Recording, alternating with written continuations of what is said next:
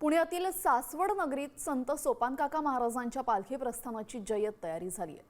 फुलांनी सुशोभित केलेला पालखी रथ सज्ज झाला असून अवघ्या काही क्षणातच पालखी पंढरपूरकडे प्रस्थान करणार आहे। टाळ मृदुंगाच्या गजरात भगव्या पताका हाती घेऊन हजारो वारकरी विठ्ठल नामात दंग झालेत।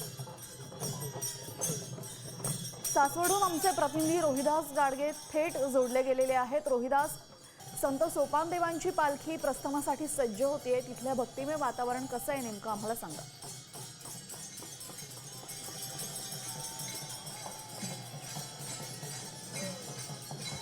खरं तर वारकरी हा शेतकरी असतो आणि हा वारकरी आता भक्तीमध्ये तल्लीन झालेला आहे। काहीच वेळामध्ये सासवड नगरीमधून सोपान काकांच्या पालखींचं प्रस्थान होणार आहे। खरं तर सासवड नगरीमध्ये संत श्रेष्ठ ज्ञानेश्वर माऊलींच्या पालखीचा मुक्काम आहे। त्याबरोबरच आज सोपान काकांच्या पालखीचं प्रस्थान होतं आहे। त्यामुळं संत श्रेष्ठ ज्ञानेश्वर माऊली धाकट्या बंधूंचं पालखी प्रस्थान करून पंढरीच्या दिशेने मार्गस्थ करणार आहे आणि उद्या संत श्रेष्ठ ज्ञानेश्वर माऊलींचं प्रस्थान जेजुरीकडे होताना पाहायला मिळते। खरं तर राज्यभरातला वारकरी या वारी सोहळ्यामध्ये सहभागी होताना या ठिकाणी पाहायला मिळतोय।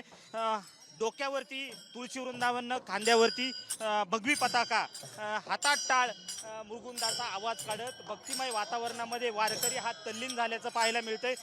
खरं तर वारकऱ्यांना एक वेगळी ऊर्जा या पालखी सोहळ्यातून पाहायला मिळते। गेल्या 2 तासापासून सोपान काकांच्या या मंदिरामध्ये पालखी रथाचं प्रस्थान ठेवण्यासाठी वारकरी भक्तीमध्ये तल्लीन झाल्याचं पाहायला मिळते।